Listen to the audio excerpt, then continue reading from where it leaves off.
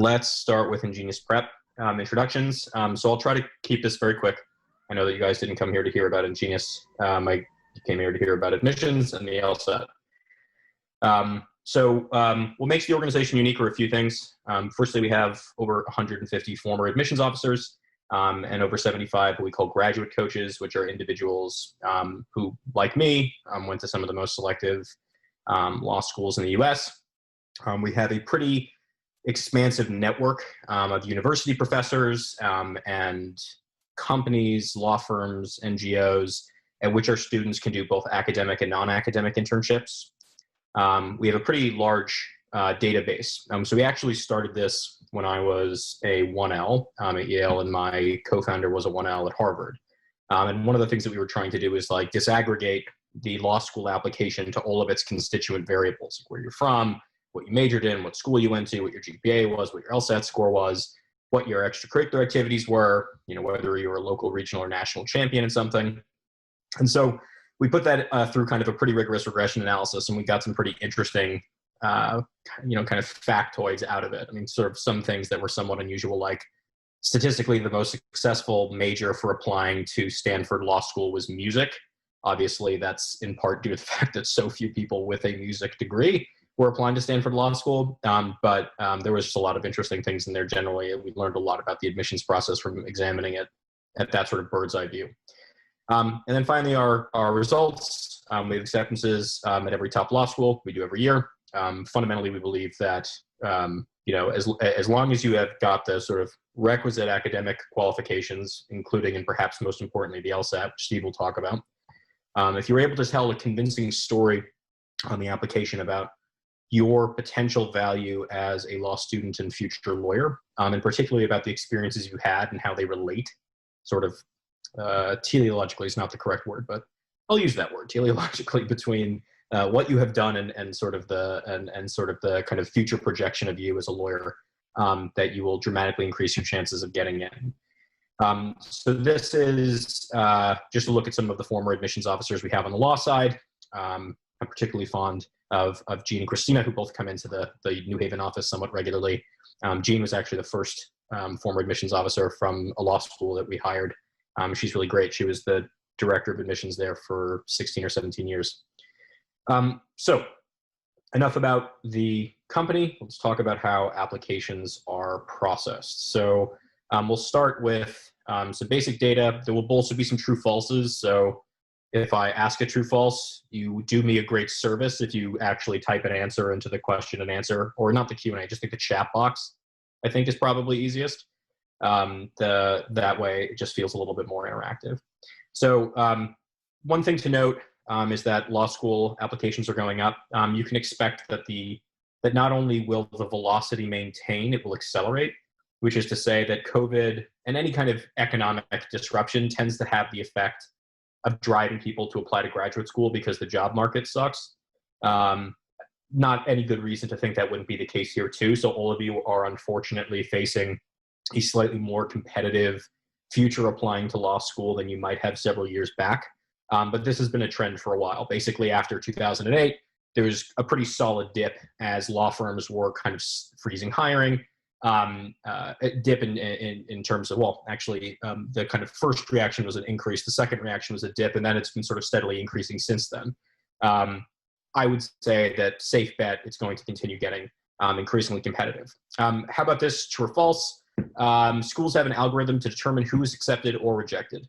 Karen, we'll answer questions at the end if that's okay. We have a couple trues, predominantly false. Okay. I'd say it's like 1 to 8 ratio of true to false, maybe worse, maybe 1 to 10. Okay, so the answer is false. They use a process of holistic review in which individual admissions officers assess every portion of the application. Now, that does not mean that there are not students who are quote unquote auto-admitted because of their grades and test scores. I'm sure that happens. I am actually positive it happens. But for the overwhelming majority of students, it's not an algorithm. It is a holistic process in which an individual admissions officer or a professor, in some circumstances, is looking through the application and deciding kind of the sum of the parts, whether or not this student should be admitted or rejected. And so the important part is here is to not lose sight of the fact that all variables matter, and they're definitely the most important variables are definitely your GPA and your LSAT score. There's no question about that. But all variables matter, and although those two variables may be necessary, they are not in most cases in and of themselves sufficient to get you admitted. Usually, you need more. You need a quality application. So let's talk about how applications are actually processed. So one thing that I've noticed is that a lot of students who are interested in succeeding in competitive admissions processes actually don't have a firm grasp of how applications are reviewed once they're in the admissions office. And I think that that's really strange. I've always sort of likened that to trying to fix a car if you don't know how an engine works. So this is how it works. There's actually a fair amount of variability between law schools. It's not as, there's pretty standard processes for college. Law school tends to be a little bit different depending on the school, but the basic kind of infrastructure of it is you submit your application, you all know that. It goes on top of a stack of applications, might be in the thousands, tens of thousands of applications long, talking about like 100,000 plus pages of reading that the admissions office needs to do. Typically, they'll only have a few admissions officers, if any. These applications are then separated. Sometimes they're separated by region. Sometimes they're just separated arbitrarily. But the important thing is that an individual admissions officer is going to be assigned to read your file. At certain schools, for example, Yale being one of them, the applications are, in addition to being screened by the admissions office, they're submitted to professors, and 3 professors rate each individual application, and they give it a score. And then if you have the the requisite level score from each of the professors, or in the sum total, then you're admitted. And if you don't, you're deferred or rather waitlisted or rejected. But in most cases, it's not quite as involved with the professors. It's kind of a laborsome way, a cumbersome way of doing it. So the admissions officer who's assigned to your file is basically going to decide whether or not you make it to the next round. So your goal as an applicant, first and foremost, is impress that person. And so you can kind of think about it as your grades and the scores are essential to basically meeting the kind of core qualifications. And I think this is actually particularly true of the LSAT score, which has been shown to correlate pretty well with performance in the first year of law school. And in that way, the LSAT is actually quite different from other standardized tests, which don't correlate especially well with what they're supposed to correlate with. Like the SAT doesn't correlate particularly well with first-year performance in college. So the LSAT actually does measure something. It measures more or less what they intend it to measure, which is actually quite important. It's why the LSAT is so important. But the LSAT and your GPA, these are things that they get your foot in the door, but what sort of gets you through it is the remainder of the application, right? So it's sort of like those things qualify you, and then the rest of your application, your experiences, your activities, all of that, those are the things that sort of allow you to stand out and thereby increase dramatically the chances that this admissions officer pulls your application from the pile. After that, in typical admissions offices for law schools, the dean of admissions will review the top application and shape the incoming class. In some cases, there's sort of like a panel of admissions officers. In some cases, there's professors involved. That varies more considerably. But that's sort of like the basic outlay. Primary takeaway here, it's important to stand out, and it's extremely important to make a good impression on the first admissions officer, which is not something that can be accomplished solely with grades and test scores. So how will the coronavirus impact the law school admissions process? It probably won't. I think one way that it likely will, I've already mentioned, is that usually when there's an economic downturn, you see a commensurate rise in the number of graduate school applications. So I think it'll be a little bit more competitive. Obviously, these admissions offices have been set up to work remotely for a very long time, so it's not like the admissions process itself will be disrupted. The universities will probably move admissions operations online. I think that if you're attending this webinar, it's safe to say that you are, not currently attending law school. And what's more, you're probably, at least a year or so away from applying, in most cases for the people on this call, or on this webinar. So it's quite likely that by the time you're actually matriculating, things will be more or less back to normal, or, perhaps some new normal, but not quite as devastating and horrifying as our current normal. But I think that for the most part, I don't think that you should be worried too much about the sort of campus life. Plus, this isn't college. Like in law school, a lot of the work that you're going to be doing is independent. And while the social element is fun and it's pleasant, I wouldn't describe it as being strictly necessary to a successful law school experience. That's not necessarily what it's not as much about the sort of social elements as, say, college. I'm sure that Steve will talk more about this, but the LSAT canceled the in-person administration of the LSAT scheduled for October 3rd, and they're administering instead the LSAT-Flex, which sounds kind of like I don't know, the bodybuilder version of the LSAT. I'll let Steve talk more about that his section in a bit. I don't want to think he knows much more about it than I do. Just for reference, these are. I'm realizing I didn't hit record earlier. Oh no, I did. Okay, good. I'm not going to get yelled at. So these are their schools that are kind of fully online or in person that have already been announced. I'm assuming that there will be a lot more announcements in the coming weeks. And I'm sure that there will be some schools that have gone in person that will roll that back. That seems quite likely. But again, I suspect that for the people on this webinar, whatever the kind of policies are today are unlikely to be the case 12 months from now. So I wouldn't be too worried about that. True or false? Already seeing some falses. Most law school candidates apply directly from college to law school. False. So obviously this is a terrible true false because literally not one of you said true. So most applicants have 1 to 2 years of work experience before going to law school. When I was at YLS, the median age of my class was something like 28 or 29. I was one of the youngest students at 23. I was 23. You should not feel compelled to apply directly out of college. That doesn't mean that applying directly out of college is inherently disadvantageous. It's probably not a benefit, but you can certainly do it successfully. I think that having extra time outside of law school is important to law schools, precisely because they think that sort of the emotional maturity that comes with those years and the certainty about what you want to do is very important to them. So taking time out of law school makes your argument that you genuinely want to go to law school and you know that for a fact, makes that a little bit more compelling. True, false. True, false. All right, yeah, so another strongly false. That is correct. The answer is false. I actually got a couple of questions about this in my inbox today, in my email. And I thought that they were kind of interesting. It suggested to me that the people who were writing it weren't as sure of this. It's important that you understand that law schools do not necessarily expect any law-related experiences when you apply. I certainly didn't have any. None of my friends who went to Harvard, Yale, and Stanford had any law-related experience when we were applying. You don't even need to major in, like, some people think that you have to major in, like, poli-sci or government or something like that. And even that's really not the case.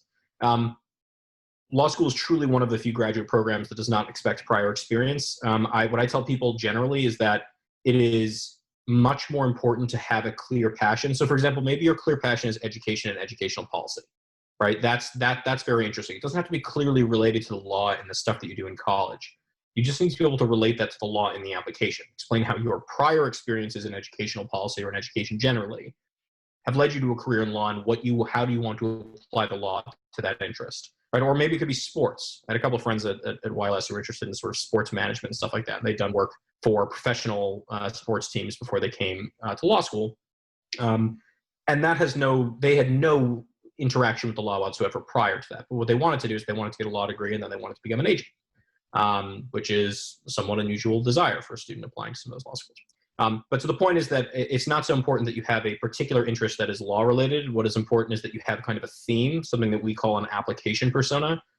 So if you could kind of summarize in like half a sentence how I should describe you as an applicant, that's what I need from you. Like, this is the future environmentalist, or this is the student who, or this is the education policy expert, something along those lines. That's the most important thing in terms of your experience, is that there's some sort of coherence in the activities that you've done.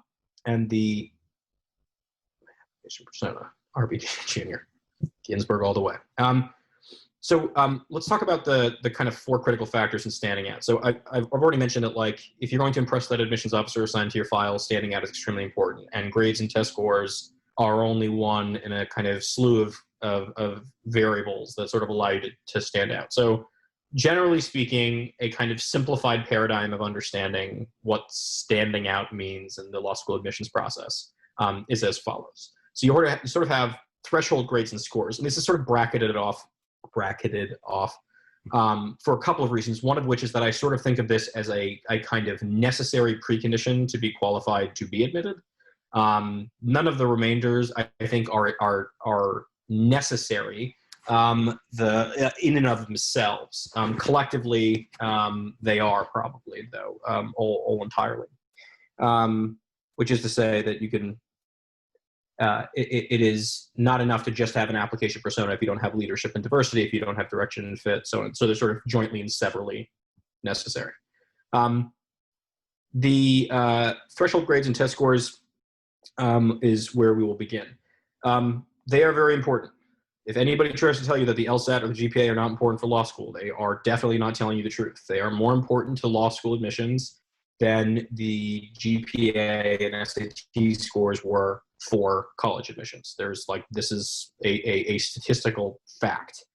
So you should treat them kind of commensurately. The LSAT is a particularly intimidating test, I always thought, because it was several hours of test taking of equal importance to 4 years of grades. Steve's a great guy to talk to you about how to deal with that. But in terms of understanding scores generally, including GPAs, there are always exceptions. You should not expect to be one of them. In fact, generally speaking, I feel that the people who would be most grateful to become an exception are almost always the people who are not. That is to say, the people who don't study and do better on test day than they did in practice tests. That's not you. The students who study, join these kinds of webinars, who study hard, work hard, they will invariably do slightly worse on test day than they do when they're practicing. Those are not the people who get lucky in that way. Fundamentally, these qualifications, grades and test scores, they answer the question, can this person succeed in the classroom?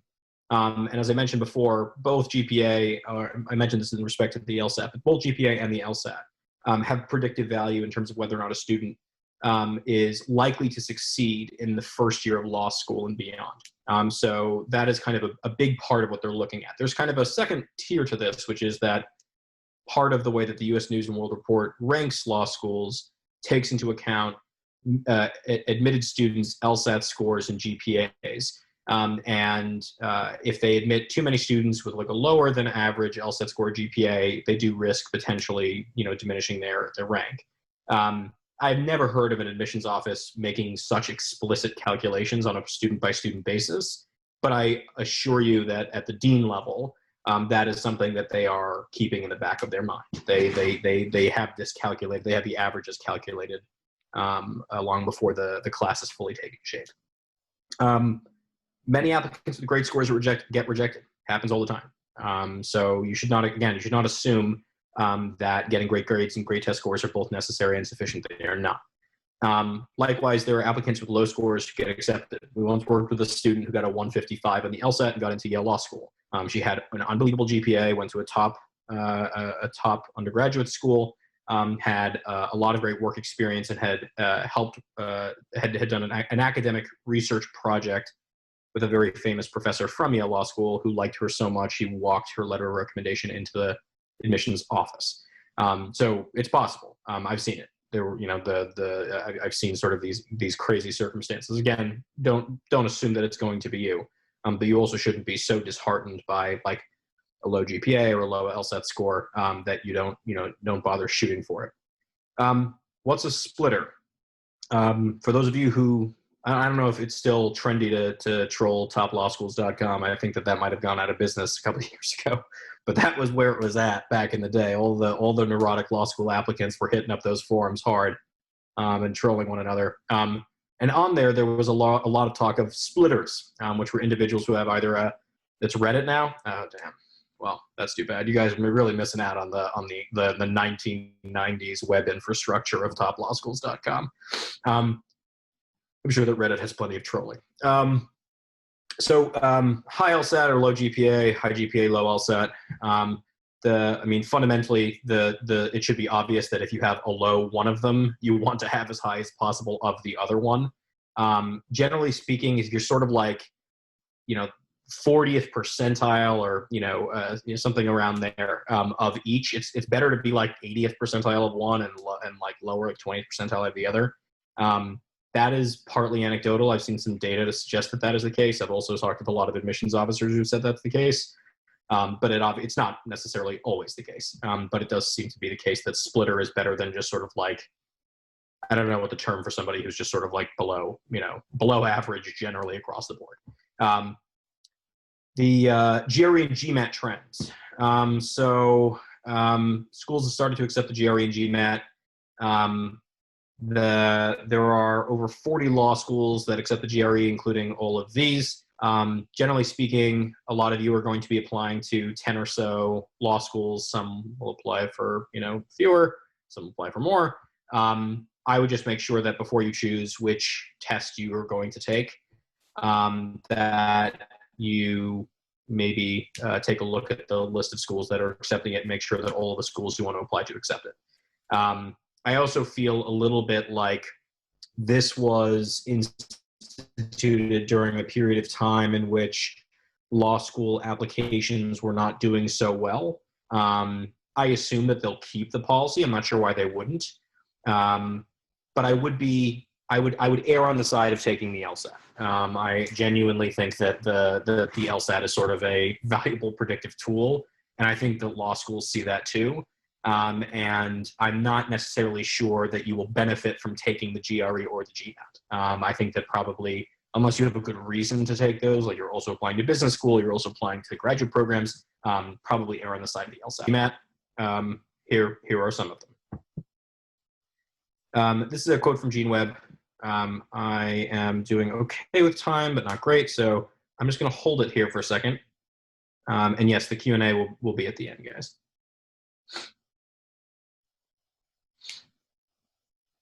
Somebody said if they take both tests, which one would they prefer? There's no, they have not reported a clear preference, but based on my understanding and the conversations that I've had with the admissions officers, former admissions officers, I would assume that they would prefer the LSAT.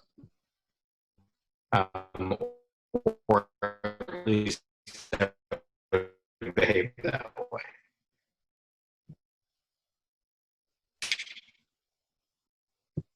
Diversity in leadership.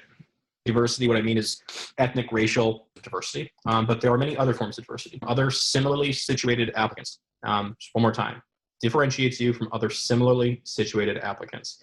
So that could be things like a particular academic interest or an extracurricular focus. It could be like a particular future passion in terms of how you want to apply to law degree. It's something that makes you kind of unique.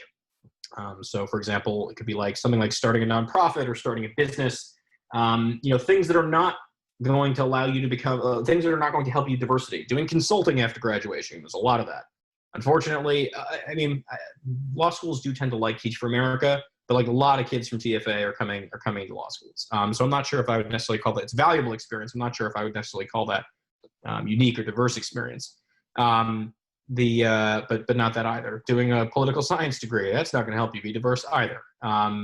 Doing Model UN or mock trial, also not going to help you be diverse. Generally speaking, what you can think of this as sort of like, am I interested in something that is special? International law is very common, so probably not that. And if I'm not interested in something that is itself special or differentiatable, have I done something in relation to my existence, my sort of mundane or commonplace interests that is itself special? Have I done, have I published work alongside a professor? Or have I done a particularly interesting internship at like the UN? Those are things that will help differentiate you. And it's very important that you be able to communicate clearly on your application. This is what I've done or what I'm interested in that is unique. And this is how that will kind of communicate itself in class or on campus or as an alumnus. It is very, very important for them that these classrooms have an incredible amount of creative friction generated by diverse perspectives in the classroom. Leadership, also important.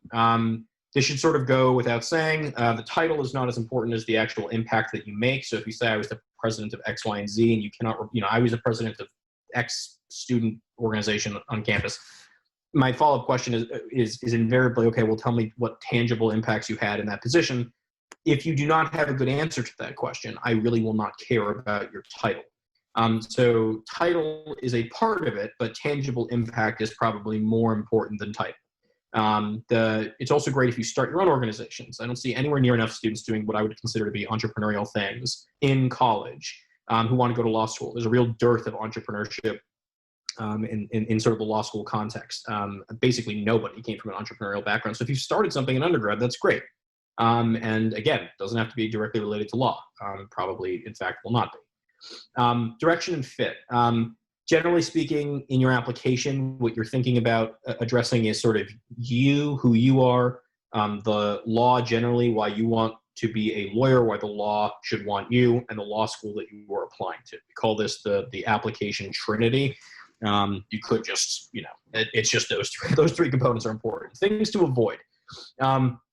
If you answer, I'm going to law school because I think, I don't know what else to do, nobody's actually going to do that anymore. But you need to, as much as possible, assume that there is kind of for those of you who know the term, prima facie burden that is incumbent upon you, the applicant, to prove that you are going to law school in full cognizance of what law school entails, and not just because it is the next natural step in a career path, because that is like if you write that on an application essay, it really doesn't matter what your other qualifications are, you're getting rejected. Don't talk about making money. Not a good idea. Also, if you are talking about making money on the application, I strongly suggest you look into a career in investment banking because you'll work the same terrible hours, but you will make more money. So if making money is your goal, you probably came to the wrong place, or at least not the best place. Don't talk, you can say that you want a career shift, but don't lament too much about how miserable you are in your career, because again, that will sort of go back to them thinking like, well, then this person just thinks that like this is the next step because they don't know what else to do. Definitely don't say that like I'm applying to law school because I've been like I failed to obtain gainful employment for a long period of time, and I'm tired of living with my parents. Like that's not going to play well, and it should not seem like you are a degree collector. This is more of a problem for those of you who are not in undergrad currently, who have like already gotten another grad degree. There's a whole like category of people that just like that are, sort of flit from one graduate program to the next. I never really understood that until I actually witnessed it in my own generation of applicants and students, but try as much as possible to avoid that. So good reasons that you want to go to law school. Your personal and your professional goals. This is a really good place to explain how like the prior experiences that you've had with something like education policy correlate to a future career as like an education policy maker, and in what government body or in what organ or what international organization. You can address the skills that you hope to gain at the law school, skills that you wouldn't be able to gain elsewhere. And the goals, generally speaking, you want them to be forward thinking. They also should be concrete and manageable. Right? So if the goals like I want to be able to run for president, I mean, it's not completely unreasonable, but it's probably not a good idea. It should be something that's like a little bit more down to earth. So like I had a friend who he's now the deputy attorney general in Montana, maybe Wyoming, one of those, and he that's what he wrote about on his application to law school. He wrote about how he wanted to be like basically be in local politics, which was very successful for him, and in fact he's done. So try to be sort of down to earth with it, very concrete about what your goals are with law school. Here's some questions to ask yourself. I'm not going to read through these each in turn, but we can just pause for a second if anybody wants to take a screenshot or take a picture. It's totally fine.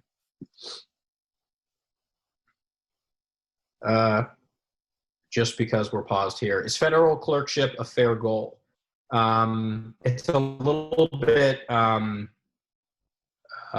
prestige driven, where it's like every prestige driven student in law school wants to do a federal clerkship. It's also not really an end goal. It's like a means to an end. So I think that probably I would not use that as a career goal now. Okay. Fit. Why do you want to go to this law school? So every law school has its own culture and specialities. It's extremely hard to figure this out from the websites. The websites of these schools, if you just Control F and changed it to like anonymous school, I would not be able to tell the difference at all from reading them, except for where it was like anonymous school is located in New York. Like even then I would have a decent failure rate. I like to talk to people who have gone to the schools. That was much more valuable for me. So when I was an undergrad, I went to the career development office and I asked them to help put me in touch with some like alumni who went to different law schools and talk to them about like sort of personalities and stuff. All law schools, even the best ones, like there's a particular interest in their school. I've heard a lot of back and forth about this from existing admissions officers, particularly from like the Harvards and the Yales, saying, we don't need to know why you want to go here. We know why you want to go here. I've also heard an equal amount of comments from people who have left the admissions office who's like, yeah, but you should still probably say why you want to go here. And I've come to the conclusion that no harm can be done by at least including like a snippet, like 2 lines in your essays about why you want to go to that law school, and therefore you should do it. I have yet to be dissuaded from that perspective, nor have any of our admissions officers on the staff. You need to show what you're going to bring to the school's incoming 1L class. This kind of goes back to the question of diversity, right? What unique perspective do you have to offer? A high GPA and a high LSAT score, not a perspective. So what perspective do you have to offer? And that kind of ties in, that'll tie into the last section here, which is about the application persona. I'm now over time.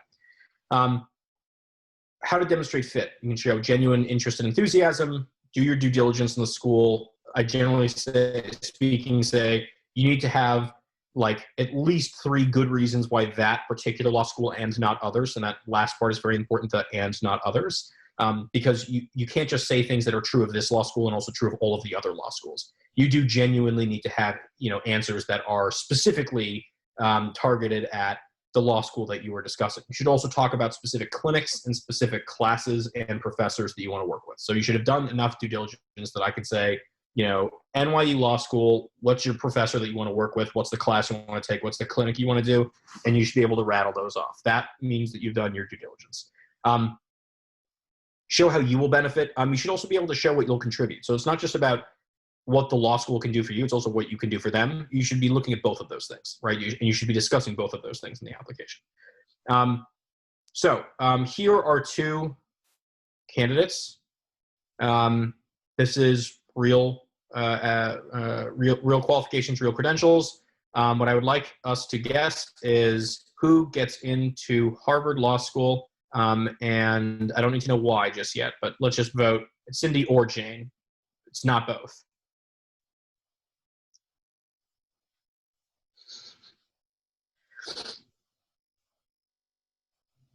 All right, somebody humored me. 2 people humored me with this, Cindy. Is it really that obvious? Okay, yeah. So it'd be funny though if it were actually Cindy and it was just like gotcha. Everything that we said was a farce. Okay, so Jane gets into Harvard Law School, not Cindy. Why? So they both meet the sort of threshold. I would argue that Jane was actually slightly below the threshold for certainly for the LSAT for Harvard Law School, but had a strong GPA. Diversity and leadership. So Jane had a unique passion of environmental law that helps her stand out. She also made a clear impact on our community. So she has the sort of the leadership component. That leadership and their specific interests, that's what allows her to be diverse. That's what makes her diverse. She didn't have any other diversity factors, so to speak. Direction and fit. Jane had concrete details to support her unique career goals. Cindy had typical pre-law experiences that failed to show her specific goals. You'd be shocked to find that there are many more students like Cindy than there are students like Jane who have actually spent their college career sort of building a cohesive profile, which is funny because I think many people understand that you have to do that to get into a good college, but not always. Somebody wanted to see their profile. Consistent theme, we call that the application persona, and we'll talk about that in just a second. Here's the profiles. I'll give you 3 seconds. 1, 2, 3. You got it. Okay, application persona. The application persona is, think of it like a catchphrase of your application. It's how I would summarize your application after I'm reading it. So if I'm an admissions officer and I have to read, say, 500 applications, which would not be uncommon, how do I remember your application? The key is to have a theme, right? A theme that you're driving towards in the application, so that when I'm done reading it, I remember you as like the environmentalist, the education policy person, hopefully not like the future corporate law hack, something, the future legal academic would be like that'd be fine as well. but it's incredibly valuable for a couple of reasons. One is that it makes you a lot more memorable. So you're easier to sort of pull your application from the stack. Second is it makes you a lot more persuasive. If the application is a roughly 10-page argument for why you should be admitted, then an application persona is like your one glaring argument, like this is why I should be admitted. And an application like Cindy's that lacks an application persona is like 10 diluted weak arguments. And one really good argument, much better than 10 really weak arguments. So that's another component. The application persona should be centered around whatever passion or interest or experiences you've had that will sort of, it's kind of your diversity variable. It's sort of like, this is what will allow me to contribute uniquely. So for a student like Jane, it's environmental law. Some students, it's like education policy, international law, et cetera, et cetera. Ideally, it's something that you're deciding on earlier in college. And you're sort of building a profile around that, like doing summer internships related to it, doing research related to it, taking classes related to it, so that when you apply, you're actually quite advanced in your area of interest. Like if you apply and said, I'm interested in international law because I took this one class in the poli-sci department, that's not very persuasive to anybody. It's like that's not a, it's like your persona is weak. You need to kind of build on it. Academic internships, real internships with like companies, nonprofits, et cetera. Very, very important. Okay. Only 8 minutes over. That's probably as good as I'm ever going to get. I will now turn it over to the very adept Steve and his amazing microphone, and I will mute myself. All right. Thanks, Joel. Well, that was a fantastic overview, and I will do my best to live up to that presentation as well as the amazing microphone that I've invested so much work in putting together after several different attempts, different mics. But here we are. So the LSAT. What I have planned for this evening is to talk a bit about the LSAT in general, as well as the LSAT-Flex in particular. So I've put several resources linked in the chat here. I'll put them in again, as well as some more. So my LSAT journey has been quite a long one. I've been teaching the LSAT since 2005. I never thought I would be doing this. I really just wanted to go to law school, but the LSAT was just this one exam that I could not crack. I took exam after exam after exam, and my scores would not go up. They just stayed in the low 150s until I changed my approach. I stopped taking exam after exam and obsessively measuring my results. I switched my approach to engaging in detailed review of the problems that I was completing. And that's when things really turned around for me. So I started teaching the LSAT. I started teaching it one-on-one through tutoring. I then started teaching classes in New York City in person. Then a couple of years ago, I started making videos and started doing online classes. And then, as I mentioned earlier, due to COVID, that really became the sole focus. And I went from teaching 2 to 4 classes per month to 2 to 4 classes per week. And all along the way, I said, you know what? I love teaching. I'm never going to go to law school. So even though I eventually increased my score approximately 23 points from the 152 to a 175 on test day, I decided not to go. And I probably could have gone to a pretty good law school. My GPA was around 3.3, 3.4, and numbers aren't everything. So I may not have needed a 4.0, 177, like the example on the left from earlier. Maybe those lower numbers plus some ECs would have been good enough. But I said, you know what? I love what I'm doing. Why change it up? So since 2008, I've been running the LSAT blog, which is a website with over 1,000 articles on everything LSAT prep. I've got a bunch of free resources as well as guides, cheat sheets, checklists, explanations, and full video courses for every section of the exam, including live online classes. I know many of my students are here tonight, so hey all. And Joel, if you could go to the next slide, I've got an overview with some more things I've got there. So I've got the LSAT Unplugged YouTube channel and podcast with tons of free resources, more than you could ever possibly work through. But the good news is that you don't need to go through everything. You can pick and choose what you like, what you need in the moment. I'm going to go through games, reasoning, and reading comp, as well as the flex, of course. And let's say if you're good on games, you wouldn't need to focus on games. You could focus on the other stuff. And so in the courses, I have much more than even what you see on the YouTube channel and the podcast. I cover the basics, and tonight I'll just stick with the basics generally, but I've got plenty of advanced material and master classes as well. As for results, I mean, I can claim all sorts of results. I do have, in fact, many students who've scored in the high 160s and 170s and beyond with big score increases, but I'm going to share with you in the chat a couple of videos with just a couple of those success stories. one student who took my courses and went from a 135 to a 161, another who went from a 154 to a 164, and many, many more. I also, aside from the videos in the chat, I've also got LSAT diaries where students wrote in with guest posts chronicling their experiences along the way. So if you just Google LSAT blog diaries, you'll find many of those. Joel, if you go to the next slide. Yeah, so the overview of the LSAT. So this is pretty much the LSAT standard. You've got logical reasoning, 2 sections of that on the regular LSAT, only 1 on the Flex. You've got reading comp, games, the writing sample, and for the regular LSAT, the experimental section. Logical reasoning was half the exam. Now it's only 1/3 on the Flex. Reading comp and games remain the same at 1 section each. The writing sample is no longer at the test center itself because there is no test center.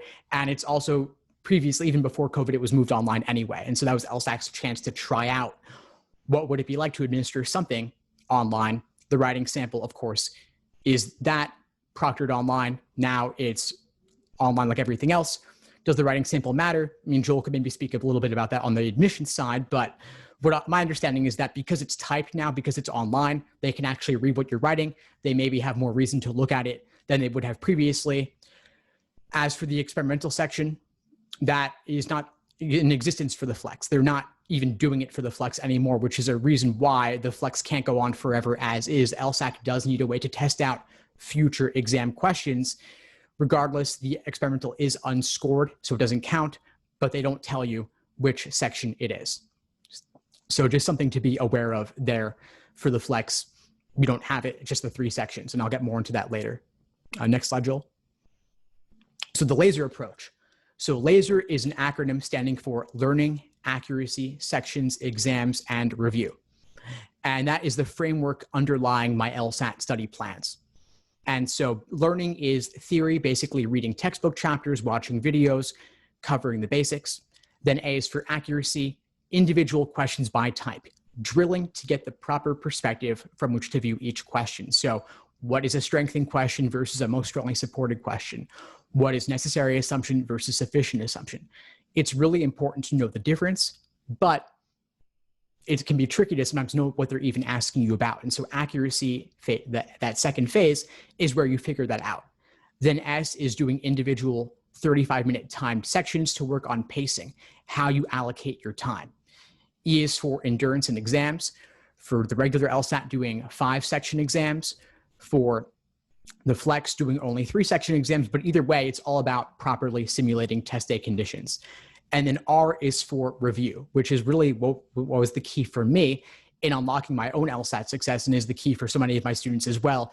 In my courses in the master classes, we go into more depth on this, but the idea is basically what I call the Socratic review method. The Socratic review method, if you just search my YouTube channel, you'll find me walking through it several different times, several different contexts. The idea is really to understand where your misunderstanding stemmed from. Was it in logical reasoning, for example, the stimulus, the question stem, the answer choices? Could be any of those areas, and figuring out where exactly your misunderstanding is coming from is the key to avoid making that same mistake once again in the future. I know some folks said they were having trouble accessing my Google Drive link. If that's the case, I'll make sure to fix that after I get off this call, and you'll all be able to access it. Next slide, Joel. Thanks. So logic games. Logic games, for those who aren't aware, you've got, this is the shortest section of the exam, by the way, only 22 to 24 questions. And so on the Flex, this is actually by far the least important relative to the others, maybe a little bit more than on the regular, but either way, not the most important, except for the fact that it's the most perfectible section of the exam because it's really the most mathematical. I've laid out some details about it here. One thing I want to call your attention to, though, is that and the average of 8 minutes and 45 seconds per game, that is simply an average.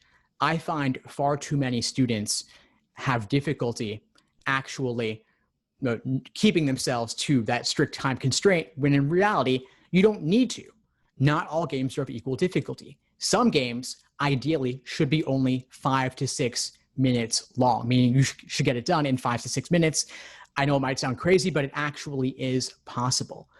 Some games, like the famous CDs game featured in Legally Blonde with the used and new CDs in the different genres, that game, 12 minutes, I would think is totally reasonable on seeing it for the first time.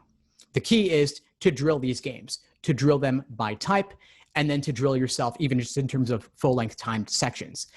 And I agree with some of the comments in the chat. I think this is the most fun section. For me, I hated it at first because I was not a mathematical person.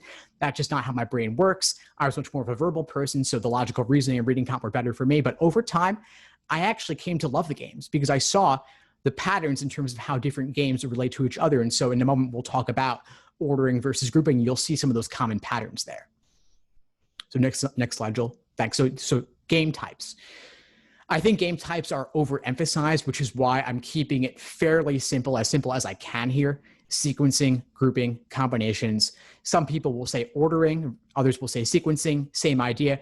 You're putting things in chronological order or you're ranking them. But idea is you're putting them in some kind of order, so there's a before-after aspect to it. If it's solely relational, I would say it's more relative. But if it's relating variables to specific slots on a diagram, so for example, if you have 7 variables, you're placing in order 1 through 7, and they say that like A is on slot 3, B is on slot 5, that would be more strict versus A is before B. That's a bit more loose, a bit more relative. Then grouping, I've laid out, you've got where you're choosing some, not others, AKA in, out, or selection, or if you're dividing them, or if you're just broadly associating variables of one type with variables of another type, but you're not putting anything in order. You could stop there and get a good sense of what games are about. Then you've got combination games where they're really mixing it up. You might be choosing some variables, not others. Then the ones that you choose, you're putting them in a list or in a row, in a rank or an order of some kind. That gets a bit more complicated. And then, of course, you've also got what I call curveball or weird logic games where they're not even really related to each other. They're just different in some way. And many recent exams, those in the prep tests numbered in the 70s and the 80s, you've got plenty of those. I've got a list of them on my website. If you just search weird curveball LSAT logic games on my blog, you'll find it. And I've listed every logic game from 1 to 80 that has something weird going on about it. And so once you've mastered the sequencing, the grouping, the combinations, and you really want to perfect games, which I recommend, I would say work on the curveballs. And games in general, again, most perfectible. The typical 170 score is getting perfect on games, maybe -1, and then -3 or so on each of the other sections. Can you get a 170 plus getting several wrong on games? Maybe, but it's really tough to perfect reasoning and reading comp because they have those ambiguities of language that games doesn't have. And so it's mathematical. It can be formulaic in certain contexts. And when you get that formula, when you see the relationships, it really does unlock itself. And you'll kind of just know what to do through your subconscious in a way, through your intuition, through having done so many games up to that point. Next slide, Joel. Thanks. So logical reasoning. So like I said, on the regular 5-section LSAT, you've got 2 sections of logical reasoning, 1 games, 1 reading comp, and then the unscored experimental section. On the Flex, though, you've only got 3 scored sections, and that's it. So in that case, you've got logical reasoning as 1/3 of the LSAT Flex. So it matters a little bit less on the Flex, and games and reasoning, reading comp matter a little bit more. Now, these questions are bite-sized. They're not related to each other typically. So you have 25, 26 questions typically, and question 3 does not relate to question 4. So that's good and bad. If you didn't like question 3, well, you can move on and just go to question 4 and start fresh. Alternatively, with games and reading comp, you're really investing yourself a lot up front. And if you are, then in that case, that could pay off well if you really got what the game or the passage was about. But but if you didn't really get what the game or passage was about, then you've got a problem. Logical reasoning doesn't have that. Logical reasoning does have the clearest general order of difficulty, though, because they're bite-sized. And so question 20 will typically be much harder than question number 5, but maybe 18 is actually harder than 20. But within games, game 1 might be easier than game 4, but the questions within a game are not really difficulty ranked in quite the same way.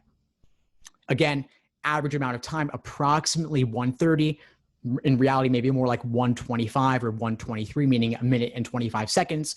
Again, I wouldn't time them strictly, though. I would never time individual logical reasoning questions because, again, some are harder than others. So maybe question 20 will take you 2.5 minutes, and that's fine. Maybe some will even take you 3 minutes, But again, that's okay because you might have gotten one of the easier questions in the first 10 or so in maybe 30 seconds or even 25 seconds, believe it or not, if you just get it through intuition, because the method of reasoning really is that simple.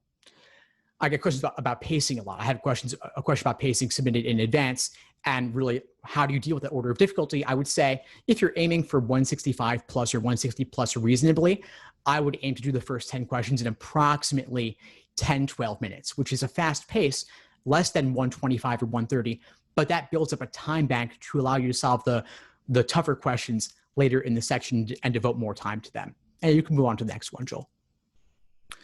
So, two types of logical reasoning questions. You have some where the stimulus is assumed to be true and the answer choices are under suspicion. So that would be like inference questions. Must be true, most strongly supported, main point. You're not really challenging the stimulus or challenging any sort of perceived gap there, if there is a gap, if it is an argument. Then in the second category there, where the answer choices are assumed true and the stimulus is under suspicion, that's more like strengthen, weaken, evaluate the argument, resolve the paradox. They're asking you which one of the following, if true, would do X to the argument, strengthen it or weaken it. And it's really important to view the question from that proper perspective, which is why drilling the A for accuracy in that laser approach to LSAT prep I mentioned earlier, that's why drilling is so important, because it helps you know which of these two that you're dealing with. You go to the next one. So again, that first category, stimulus assumed true, I would fit these question types, necessary assumption, flaw, parallels, pointed issue, and so on, into that first category. You'll notice a lot of these involve articulating something about the stimulus, like flaw questions, method of reasoning, role of the statement. You're not actually doing anything to the argument. All you're doing in these cases is really just describing what's going on. Same for those bottom inference types. You're describing what's happening. You're not actually attacking the argument or strengthening it or doing anything to it. You're simply describing what's going on. Next one, Joel. Thanks. Yeah, so this is a different category where we are doing something to the argument. So strengthen, weaken, we are, of course, closing that gap or further exposing that gap in those cases. So it's really important to say to yourself, no matter how extreme the choices seem, doesn't matter, we're taking them as true and seeing what consequence they would have if true. Next one, Joel. Thanks. Okay, so again, I'm not going to do a deep dive on this, but again, feel free to, of course, screenshot these. I'm describing what you need to be doing in those cases. So in those cases, you're addressing the answer choice in a particular way to make sure that you're articulating what needs to be articulated. Next one. Thanks. And so this one, again, describing what your job is. It's really important to know your job. If you don't know your job, if you don't know the task at hand, you're not going to be able to solve the question appropriately. Too many times students read the stimulus, they're like, I don't really know what this says. Let me go to the choices and see if that helps. Going to the choices is not going to help because the choices only make sense in the context of the stimulus and in the context of the question type. So if you don't know what method of reasoning is, you're not going to get method of reasoning questions right. And reading the choices will only further complicate what you're doing because they're giving you more information that you can't place in the appropriate bucket. So students, again, they too often, like I did, jump into full-length timed exams or individual timed sections without doing the hard work of learning. You're basically getting the theory and concepts down, and then A for accuracy, drilling questions by type. I know it's really tempting to see what your section result is or what your full-length exam result is, but again, you've got to do the work first in order to get those results. If you're doing diagnostics, your diagnosis is not going to be very good unless you do the hard work first to build your understanding from the beginning before getting into the timed work, in which case you'll really see your scores rise. Next one. Thank you. Okay, so again, more describing your job for these question types. I don't need to go into the details, screenshot it if you like. Next one. Thanks. Again, next. So again, more on resolve the paradox. Your job is, I know that we're a bit behind on time here, so I don't want to belabor all of this, but some of the links I put in the chat, we'll get into this as well.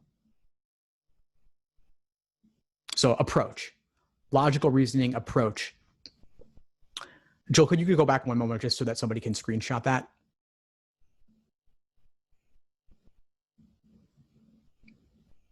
One more. She's saying one more. All right, sufficient assumptions. So yeah, you're looking to close the gap 100%, leaving no ambiguity at all, which means it doesn't matter how extreme the choice is for this category. Doesn't matter as long as it gets the job done. So we could go ahead to the logical reasoning approach now. So I like question stem first. Some others like stimulus first. Plenty of top scores on both sides of that epic debate. I used to read stimulus first. Now I read question type first or question stem first. I think even when I was reading stimulus first, I wasn't really reading it first. I would kind of take a sneak peek, or I'd go back and forth several times, in which case it was irrelevant which one I read first. But the idea is that the question stem gives you that proper perspective from which to view the stimulus. That's why I drew that initial distinction between the stimulus assumed true and choices assumed true. But either way, you do have to understand the stimulus deeply. You have to know whether it's a fact set or an argument, and then you take the proper approach moving forward. Fact set, you're making connections, you're linking things together. If it's an argument, you are evaluating the gap in the argument. Is it reasonable? Is it unreasonable?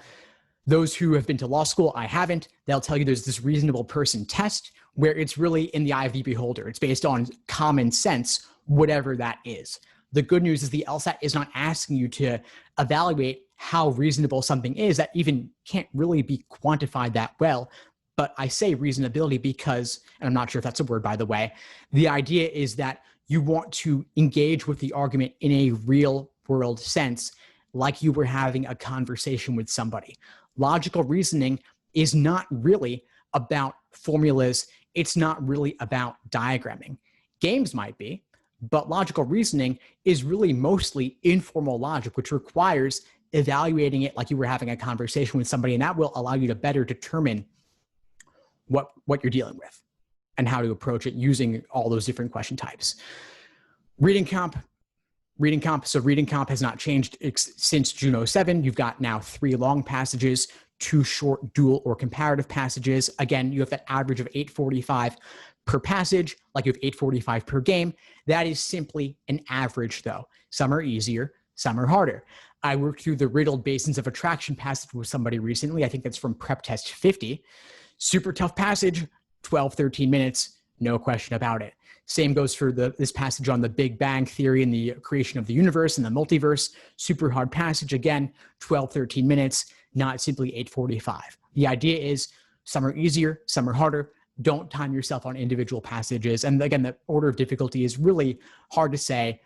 Passage 1's probably easier than passages 3 and 4, but other than that, I wouldn't obsess too much over it. But for a top score for 160, 165 plus, I would typically recommend attempting all 4 passages, just like I would all 4 games. Topics: humanities, science, social science, law and politics. You could go ahead, it's fine. Yeah, so humanities, you've got some, next slide, if you don't mind.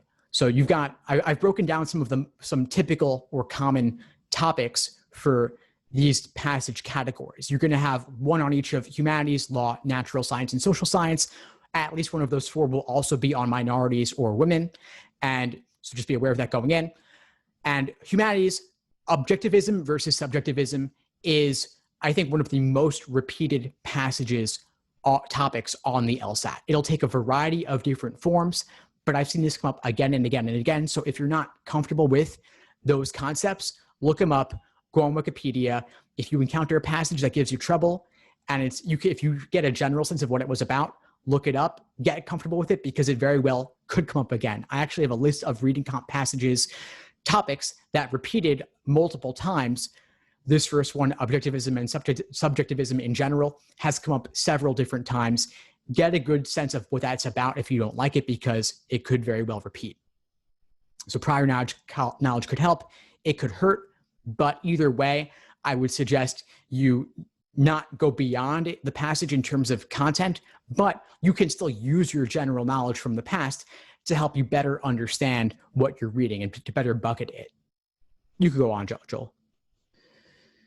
Thanks. Okay, so yeah, so it's just I'm just listing some other common topics. You'll notice I mentioned dinosaur extinction there in the natural science category. Of course, you see several logical reasoning questions on that as well. So make sure you're comfortable with your dinosaur extinction.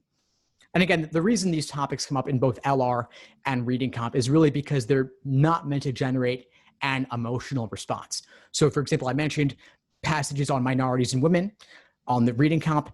Is it going to be about Black Lives Matter current events? Definitely not. They're going to talk about a scholar of some kind, and they're not going to be totally negative or totally positive. The tone will typically be something like qualified approval or modified or moderate skepticism. Yes, being a humanities major can definitely help. And obviously, law passages, some folks don't like the law passages. I get it because they're more academic in nature, but try to get interested in these because after all, you do want to go to law school. And I get why you wouldn't like natural science. But again, it's not really about the topic. It's much more about your evaluation of the way they go about presenting the information. And they're somewhat dispassionate about it. They're not looking to generate strong emotional responses, but do what you can to caricature or exaggerate a little bit about it, just to get a little bit more excited. That helps a lot. I had one student who would always say like, hell yeah, when she's reading as she goes through these, to just try and like, oh, for real? Like to just try and get a sense of like she's having a conversation with somebody.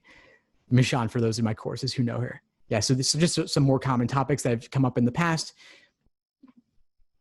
Yeah, so again, just if any of these you don't like, they've all appeared, so get comfortable with them.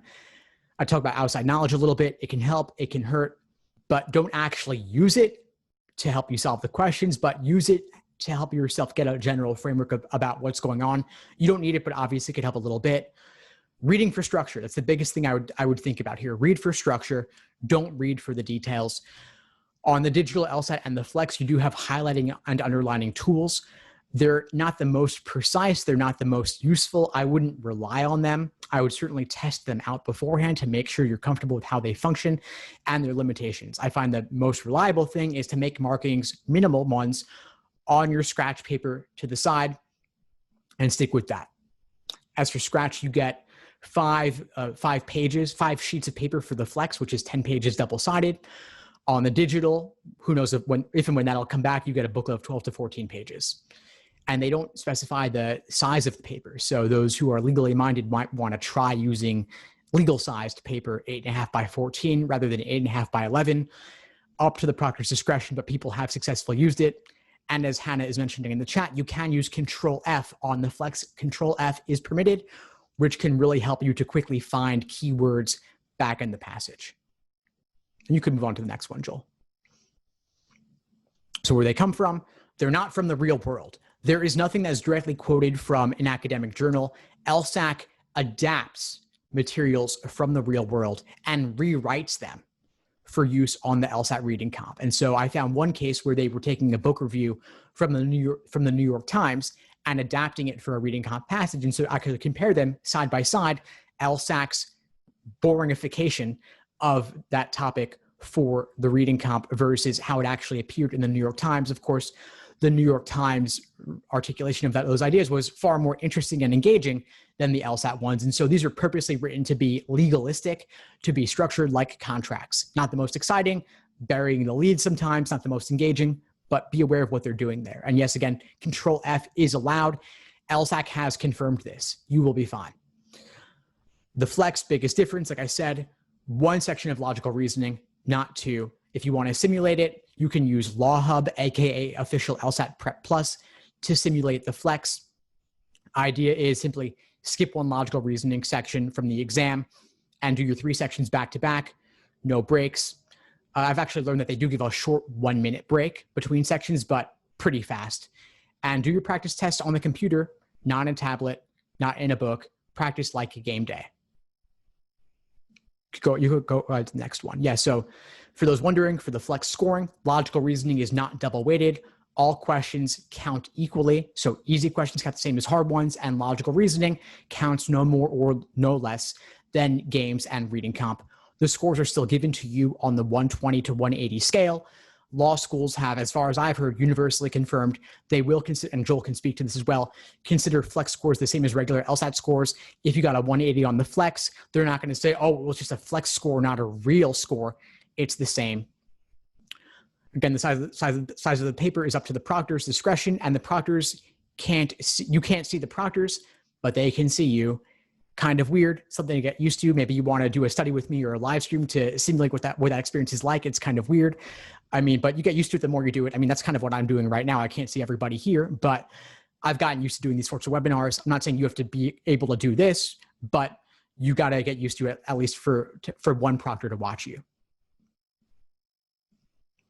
And the flex tests are undisclosed, by the way. So you won't actually see your raw score. You won't actually see, you'll only get your score out of 180 from that 120 to 180 scale. To get a rough approximation of your flex score, there are many calculators out there. They all vary wildly.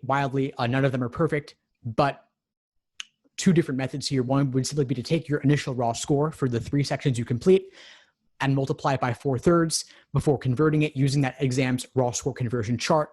Alternatively, you might just want to take your overall accuracy percentage and use that as a baseline to simulate your score out of 180.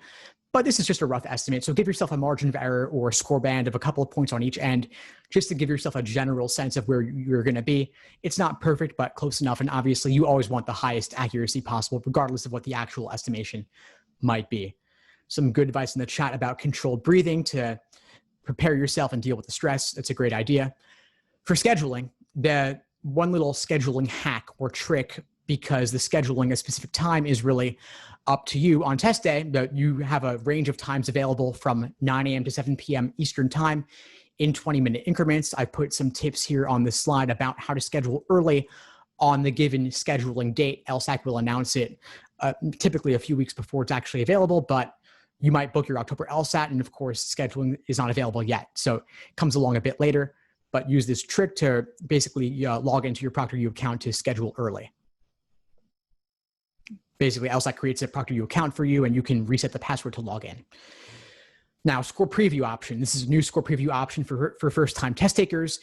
That you pay a fee, $45 if you pay before, $75 if you get stressed about what your result was and you want to see. They like their fees, they like their money. But if you have a fee waiver, it is free. Good news there. And this score preview option, it's only for first-time test takers. So if you've ever taken the LSAT before, if you have ever even taken it and canceled, no good. But if you are a new test taker and never have sat for an LSAT before, score preview will be available to you, and you can see your score before deciding whether to cancel. Law schools will never know that score if you do choose that option. Pretty cool. Removes the stress a little bit. Other big policy change to know about is that you must complete the LSAT writing before LSAC will release your score.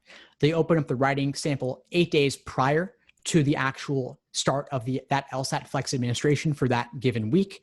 So you could do it beforehand. You could do it maybe a few days afterwards. I wouldn't wait too long because, of course, you don't want to hold up your score being released to you. And if you do cancel your score, LSAC will know, they will note it on your record that you canceled. And so you can go ahead to the next one. So as for median LSAT scores, as Joel said, you need to meet a certain threshold with LSAT and GPA. For the top 14 law schools, these are the top 10 approximately. And as you see, they have quite high LSAT medians, high 160s, low 170s. Obviously, if you have a lower LSAT, a high GPA could make up for that. But if you have a low one, you want a high of the other. But that's generally, there's a clear association there. And then law school acceptances, this is from Joel's end, so I'll hand it back to him. But yeah, so lots of great acceptances there. Yeah. So I'll mention one last thing, which is just sort of our programs. Basically these can be divided into 3 categories. Candidacy building is where we're working with students who are still a year or more away from applying, or approximately a year or more away from applying, helping them with things like choosing activities, choosing courses, choosing a major. Oftentimes we're doing things like helping set them up with academic internships or internships with organizations, like NGOs, things like that. Application counseling is what it sounds like. It's where you already have your scores. We're working on the essays, choosing a school list, letters of recommendation, your resume, everything through until acceptance. And then application final review. For those of you who aren't interested in doing sort of like full programs, one thing I do generally suggest to students is that they get at least one person with admissions experience in the law school field to review their application before they submit it.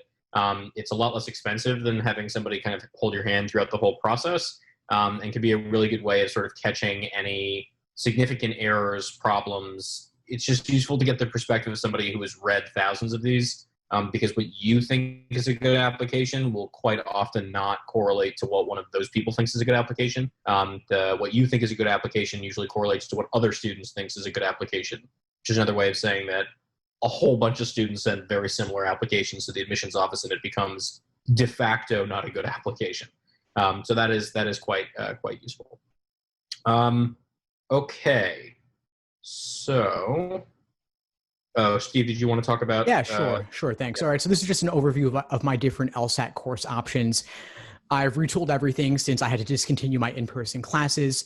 Just 3 different tiers, different course options. The top tier Supreme includes access to everything, all the live online classes, group coaching masterminds, and Q&As. Then the Premium basically removes the mastermind sessions, and then the Starter is simply the on-demand video lessons. Many different options. Feel free to reach out to me afterwards if you have questions regarding them. And yeah, that's pretty much all I have to say there. I won't take up too much time. Okay. Oh yeah, so books. So I've got a variety of different guides, cheat sheets, checklists, explanations, all available through my site for instant download. I'll share those links in the chat. The day-by-day study plans are the most popular option out of those, and those have that laser approach built into them. And then also I have a vocabulary guide, not simply vocabulary like you get in a dictionary, but specific to the LSAT, covering uncommon meanings of words that are tested, as well as explanations for the LSAT exams. Since, of course, those who've been studying for a while will be aware that the LSAT exams don't come with explanations, which is kind of problematic. And so I really get in depth with tempting wrong answers, discouraging right answers, and what about them makes them tricky or unappealing in many cases. Okay, if you guys are interested in talking with either of us, setting up a time to chat either about your sort of admissions strategy or about your LSAT strategy, please reach out. The emails provided there. Also, if you have any, it is quite likely, both based on the time and the sheer volume of questions that we received, that we're not going to get to a significant number of the questions. So please do feel free to follow up. Questions that should be addressed to me, you can send to this email here to Kayla, and questions that should be addressed to Steve, you can send it to LSAT Unplugged, and we'll get to as many of them as humanly possible. So, Steve, you have a few minutes to do some Q&A? Yeah, totally. I'm down. All right, let's do it. So it looks like there are a couple of there's some good LSAT questions. You want to just take those 3 right there at the bottom? Those are all, I think, or at least, sorry, 2 at the bottom. Those are both for you. Yeah, sure. I mean, one question, maybe they're in a different order here, but I mean, one question I see them now. Okay. So, I mean, the biggest question I've been getting, I see come up again and again is, will X test date be flex? And so I guess I'll handle that one. I mean, I've been basically predicting that every LSAT will be flex, and my likelihood goes up from 90% to 95% to 98%. But LSAT announced quite early that the November LSAT would be a flex. And so I'm expecting that LSAT has kind of finally recognized this reality that we're in with COVID, where deciding 6 weeks prior doesn't really make sense, because the quarantine situation, the online education situation basically dictates that they can't do it in person, and it's a huge risk for health and safety to do it in person. So I predict that basically the LSAT for the foreseeable future will be a flex, and with every subsequent LSAT administration that is a flex, we've at this point had at least, I think, 5 or 6 LSAT flexes for 2020 altogether. That January LSAT, February LSAT, and so on. I think it's going to be flexed for quite a while, at least until we have a COVID vaccine at this point. What was the other question? There's the for the November test, if I start studying now, can I realistically get a 160 plus? Okay, yeah. So if you start studying now, I mean, I can't really chance somebody for LSAT score results having not worked with them or not spoken with them at all. I generally recommend, though, a minimum of 2 to 3 months, and ideally 5 to 6 months to reach your fullest potential on the LSAT. So we're now speaking approximately 2 months before the November LSAT. That's really the bare minimum I'd recommend if you start studying now.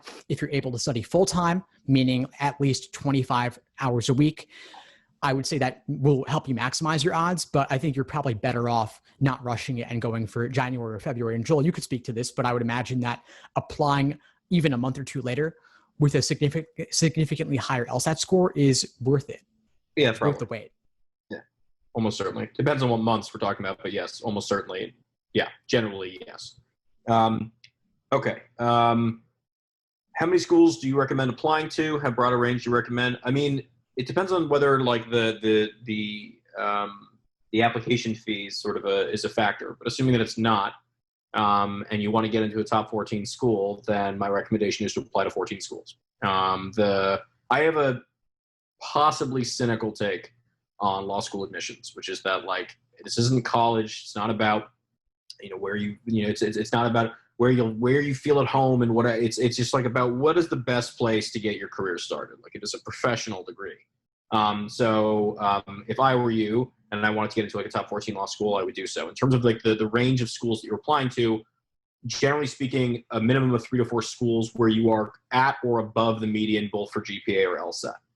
The kind of remainder of the schools that you apply to is obviously kind of a combo of fit schools where you are at or slightly below the median in one and at or slightly below the median in the other. You're not below the median in both. Or schools where you were below the median in both, and that's a reach school. Generally speaking, it's not uncommon to see 3 reach, 3 to 4 fit, and then 3 or 4 of the sort of safety. Usually the numbers the kind of numbers that matter most is the safety school count. So 3 to 4, I would say there. Do the law schools take into consideration how rigorous your undergraduate school was when looking at your GPA? Yes, absolutely. There was another question that was above that I noticed about canceling scores and how schools look at this. And Steve, I'd love your perspective on this as well. Generally speaking, what I have advised students to do is, like, unless you feel like you bombed this test, canceling it is probably not worthwhile. They do definitely see that you canceled tests. If you're the kind of student who have taken and retaken and continuously canceled tests, it does look bad. The particular question asked was, would they rather see a 160 grow to a 170, or would they rather see it canceled in 170? My inclination is that the difference is not significant, which is to say that, if you go from 160 to a 170, admissions officers will be inclined to assume that the first score is an aberration. They'll sort of rule in your favor. If, on the other hand, you have like a 162, a 164, and then a 168, they're more likely to think that somewhere in the middle is really where you should be. So if the clustered scores, although they say they don't average them, definitely heard reports from admissions officers that they are not averaging them explicitly, like with a calculator, but that they're kind of considering them all together. Whereas really disparate scores, they tend to err in your favor. So that is all to say that if you've really just done it, if you know that you've done an abominable job, like canceling is fine. You should be.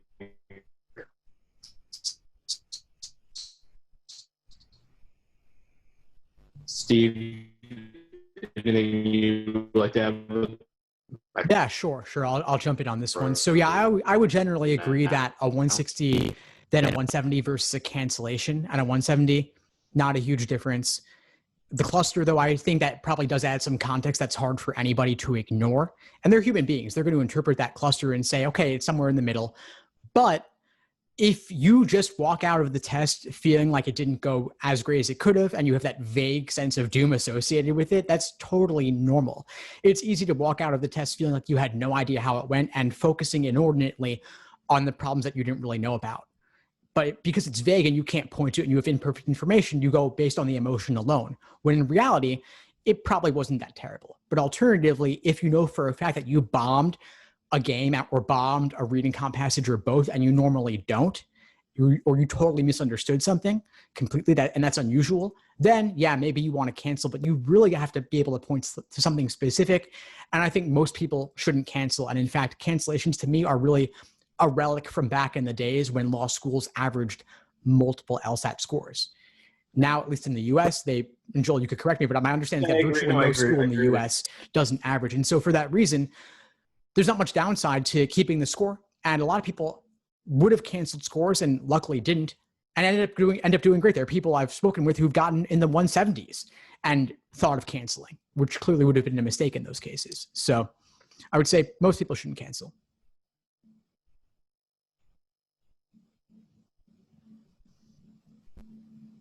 Yeah, I from that. And I guess the times where I've seen that it was very obvious they should cancel was like something horrible happened. Like they were incredibly sick on the test day, they like ran out and vomited in the hallway, like that's probably a good opportunity so that you don't have to write a letter to the law school explaining why you got like a 140 and then a 170.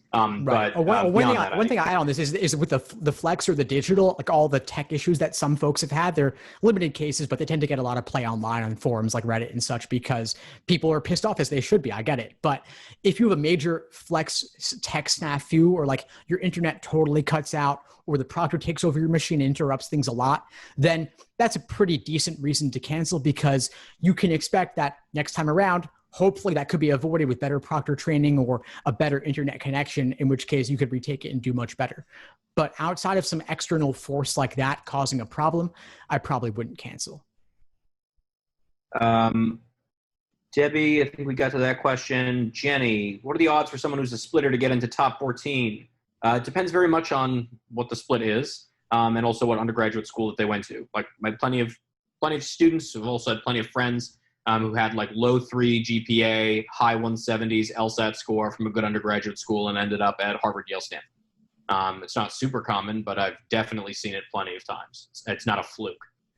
So it depends on sort of how high you are in one versus the other. Generally speaking, I would say that like your chances are fine. If you are genuinely a splitter, meaning that you're in the 75th percentile for one of those two things, particularly for the LSAT score, and 25th percentile for the other, you have a very solid chance of getting into a top 14 school. You do need to make sure that your extracurriculars are on point. So start thinking about what is your area, what's your field, what's your persona, build a profile, do extracurriculars, do internships related to it, so that you're not just reliant on your numbers. If you are resting all of your hopes on your numbers, your chances of getting in are severely diminished. Law school. The scholarship question from Scott about GRE versus LSAT. I haven't seen anything specific to whether or not they withhold scholarships or grant scholarships on the basis of which test you've taken. So I doubt very much that they ever would do that. It would be a huge disincentive from taking GRE. So I'm unaware of anything that would affect that decision. There was another question above, Steve, which was about what is the latest, if you want to attend law school in the coming September, not this month, obviously, what is the latest test you can take or should take? Oh, to me, that seems like even more of an admissions question. So I might want to throw it back to you. This comes down to that November versus January thing from earlier, right? So if you're starting now, it's a little bit late in the cycle to be thinking about the LSAT. I might even suggest holding off an entire year, because I'd say January is the earliest by which you could reach your fullest potential or close to it. But then you have that trade-off of being a little bit later in the cycle. So I'd say ideally I'd say ideally you would have taken it in August, which is approximately a week ago, the August Flex, or you'd be taking it in October, 1 month from now, or November, 2 months from now, ideally. I wouldn't be starting to prep now, though. I would have started back in June, maybe. What do you think? Tend to agree. Usually we've said sort of the fall administration is the latest that you should take it. In terms of a time frame for studying from now, I defer to you. But in terms of like all things equal in subsequent years, what is the latest that you can take? It was October when I was taking it. I take it that it is now November. But yeah, the fall administration was really the latest where you could reliably get the information that you needed to the schools in time. Like some of the schools just had earlier deadlines and or were rolling admissions and you didn't want to wait. So that's really the only consideration. Yeah, so I'd say in that case that for those looking ahead right now, for those who are thinking maybe I'll apply next fall, I'd say start studying this winter or in the spring, take it in the summer, and then give yourself some time. That gives you some time to potentially retake it in the fall. And now the LSAT's nearly every month, so you've got plenty of retake opportunities. I wouldn't aim to take it every single time. In fact, there are actually retake limits I didn't mention, but they exist 3 times in one testing cycle is the most important thing to be aware of. But I'd say probably take it October, November at the latest for that cycle, if you can. When is the best time to apply if you are a splitter? As early as you can. And that's generally speaking the best time. I mean, the reality is that admissions offices will say, well, it doesn't matter if you apply later. Never really made sense to me because obviously they're filling the class. Unless they are making decisions all at the same time, as long as there's any rolling basis to the admissions, they are filling the class as they go, which means that as fewer spots are there, it's going to be more competitive to get those spots. So I'm not sure that being a splitter has anything to do with whether or not you're more, I wouldn't say like the strategy should be meaningfully different. For any applicant, you should apply as soon as you are able to have a good LSAT score and have your application ready. and as soon as possible when those two conditions are met. What should one do if they're already out of undergrad and can't really build a profile? Oh, yeah, absolutely, you can build a profile. I mean, you build a profile with the work that you're doing professionally, and you can build a profile with like volunteer work. It's the same as when you would do an undergrad. You would do, you do extracurriculars, and now you do volunteer work. So I've had a number of different students who were, years out of undergrad. They were doing things like, actually, one who I was talking to might have even been someone who's in attendance tonight. It might be that recent that the exchange was happening. He was doing investment banking and was interested in education. And so she was like, I don't want to do investment banking, so I've stopped doing that right now. But I also don't want to just sit around and do nothing. And so one of the things I recommended was like, get a job that pays money and volunteer, do something related to education, which you were going to do anyway, so that when you apply to the school, you have something to draw on. So you have some experiences that sort of contribute to this persona of education policy person. Probably must have been something that I was talking to today, because it's been in the back of my mind. What should you start with? So Steve, this is for you. What should you start with, or should you begin to study for the LSAT if you've been out of school for a while? Being out of school, I think it doesn't really change anything, except it might mean it's a little bit of a longer road because your academics and taking tests might feel a little bit rusty. So I would basically allow more time.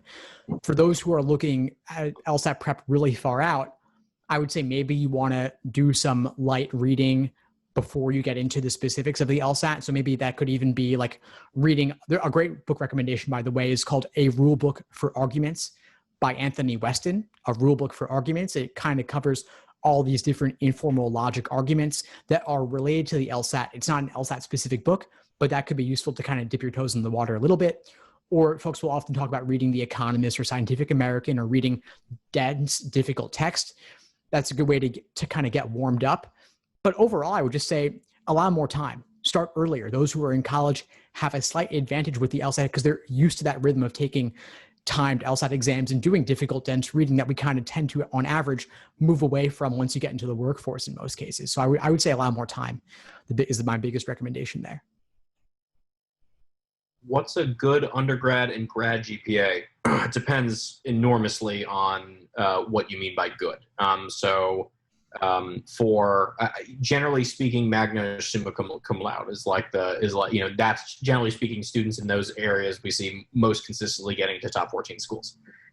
So like sort of a below a cum laude cutoff or whatever that is for your school is probably the cutoff for like highly competitive for top law schools. For the most competitive law schools, summa.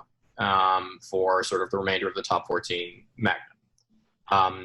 But it really depends on what school you go to. It depends on your undergraduate major.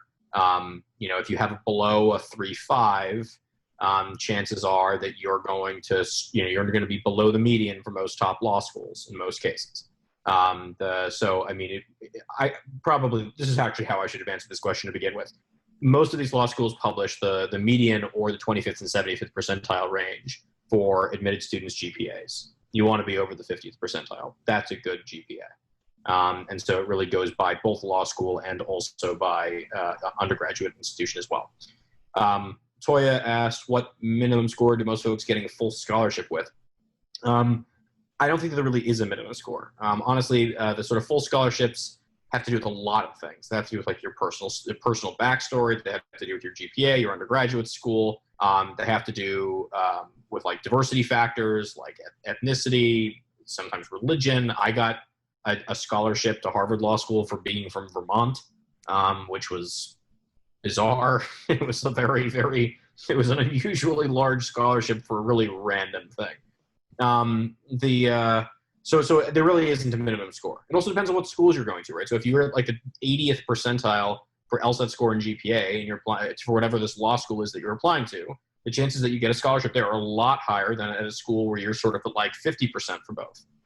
So generally speaking, what we see is that you get bigger scholarships as you move down in terms of the rankings relative to your qualification. So if you're qualified for like, I don't know, tier 2 or whatever it is, you're more likely to get a full scholarship in tier 3.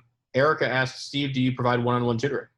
Yeah, I do. I really call it coaching more than tutoring because it's not simply working through problems, but anyone interested in working with me could reach out and email me. We could talk more about it.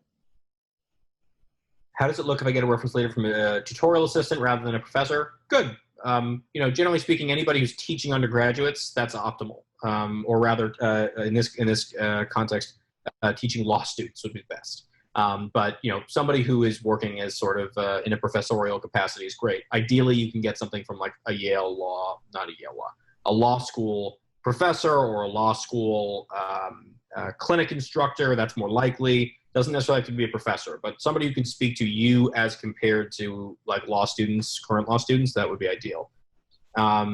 Steve, for you, if you have score preview, should you cancel if it's a relatively bad score, i.e. below 160? Depends on your goals. I mean, this is kind of unprecedented with one exception from back in July during the digital LSAT rollout. But below 160, I mean, it depends on what school you want to go to and what LSAT score you need. And it depends on what looks bad. I think if you want to avoid that cluster issue, then if you were scoring around a 164, maybe you don't want a 160 on record. Alternatively, there is a security in having that 160 down and on record in case you couldn't retake or couldn't replicate it due to something else going bad in the future. But I don't think this is actually really that huge a deal. I think score preview is nice just because it can relieve the stress associated with potentially having what you consider a terrible score on record. But again, because of all the reasons we talked about earlier regarding cancellations not really being necessary in many cases, I don't think it really matters that much. It's more just for peace of mind. Sasha, your question about whether or not kind of upward trajectory of grades matters, the answer is yes. Obviously, it would be optimal if you had the same high grades throughout. Ooh, looks like we lost Joel. I'll give him a minute to rejoin before we might want to wrap up for the evening. He is not a robot. I can confirm. I think it's just poor internet, but a wide internet connection could also prevent the perception of one being a robot, which is what I've got. So who knows? We have one question in the chat. Joel, I think Joel's rejoining us. Joel, you back? I think he's still reconnecting. I'm going to address one question I saw here in the Q&A section on the Flex. Someone was asking if you're allowed to speak to yourself or read out loud during the LSAT-Flex exam. And the answer, in short, I've talked to you about this directly, is that you can't.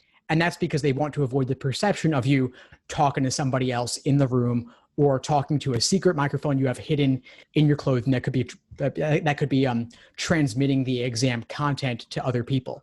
The exams are, they're undisclosed. LSAC is not releasing them. They're saving them in the bank for future LSAT test dates.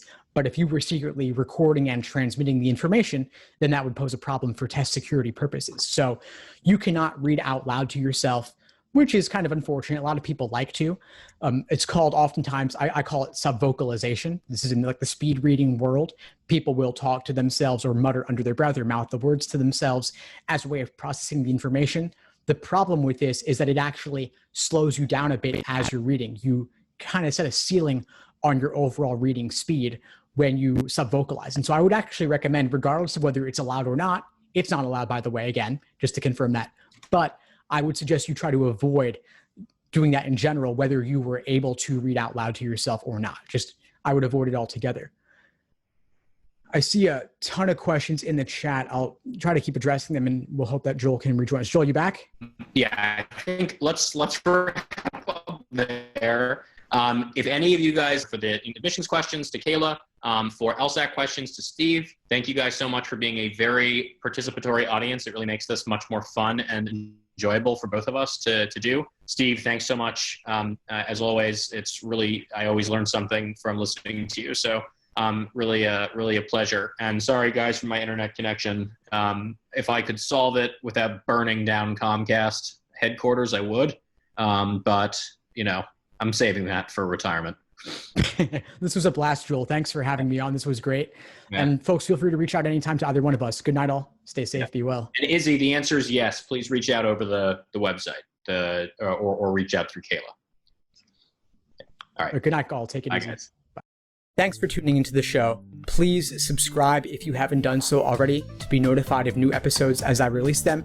And feel free to reach out if you need anything at all as you move forward with your prep. I'm happy to help however I can. In the meantime, I wish you all the best and take care.